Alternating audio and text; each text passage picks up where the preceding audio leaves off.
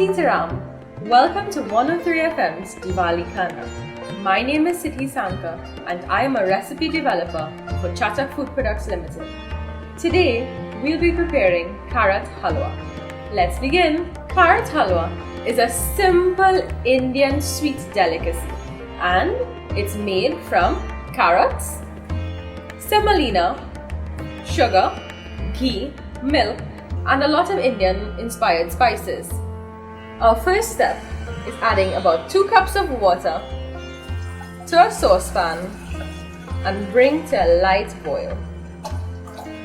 In our large deep pot, we'll begin by adding just about 3/4 cups of ghee or clarified butter.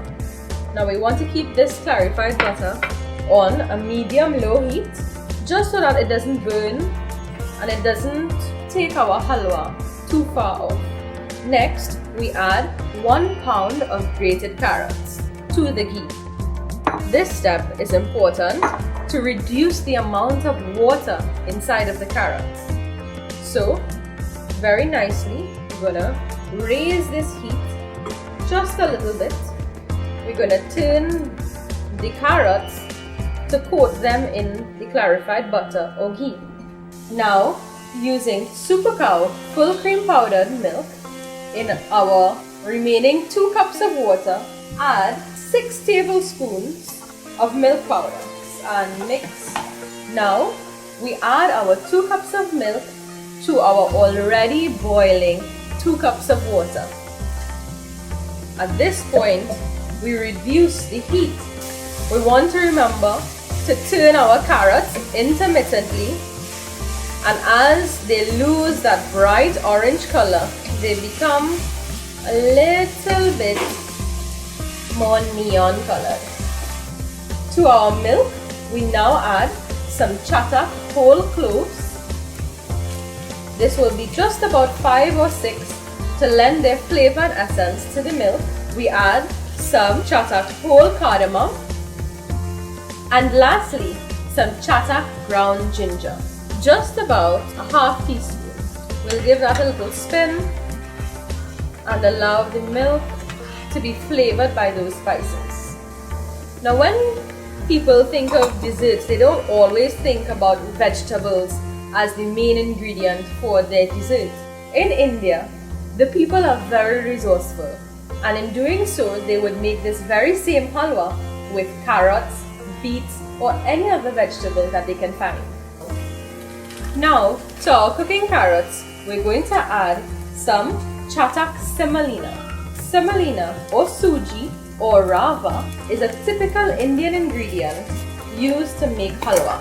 This chatak semolina can be found easily on the shelves of the Little Store Limited in Kira. To our carrots now, I add just about 6 tablespoons of chatak semolina. At this point, we turn the contents of our pot very generously to coat all our carrots in the semolina. Look out for your milk, don't allow it to overboil. Remember to turn it intermittently. Now that our carrots are completely coated in the chatak semolina, we're going to go ahead and add another 3 tablespoons. In total, this should account for just about 1.5 cups of chatak semolina. The reason why we are adding this in parts is to make sure that it cooks very evenly and nicely, and to ensure that the water from the carrots is equally evaporated from all points. The ghee or clarified butter from earlier will begin to cook the semolina very nicely. We reduce the flame to medium-low once more and add 1 cup of sugar to our milk. Today I used white granulated sugar simply because it was easily accessible. To our milk, we're going to add just about a pinch of chatak turmeric, and this is just going to brighten that milk and color it in a really appetizing yellow color. Alternatively, you can use saffron threads. Our lily white milk is now a very light creamy color. Now that our carrot mixture is becoming nice and crumbly, this is exactly what we want as we add our next ingredient. Today I'm using slivered almonds to add some color and a little bit of festivity to this dish. You can add any other dried fruit or nut to this dish. At this point, we're going to add this milk mixture in 3 parts. So little by little,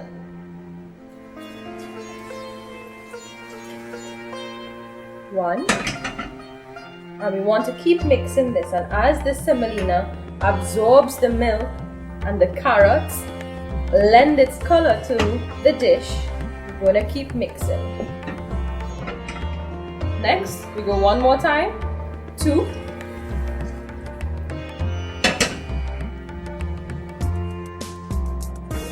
this is a very intense and speedy part of making carrot halwa. Just keep mixing and stirring as that semolina and carrot mixture absorbs the liquid. Next, we add our third and final portion of the milk mixture. Once more, keep mixing, start off slowly, and as the mixture absorbs the milk, turn very vigorously. For the last time, this mixture will thicken once more.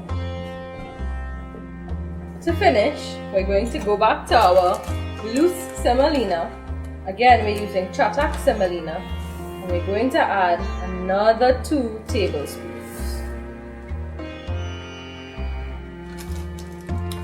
This is going to help dry out the mixture. It's going to shrink in size as it cools. And to finish, we're going to add 1 tablespoon of clarified butter to lend its flavor and silky texture to our dish. At this point, we're going to take our halwa off of the stove and place it into a pie dish or baking dish to cool. To our baking dish here, we're going to spoon the halwa mixture very carefully and allow it to cool. This looks beautiful just as it is, but we can make it even more special by adding just a pinch of chatak's elaichi powder to the top.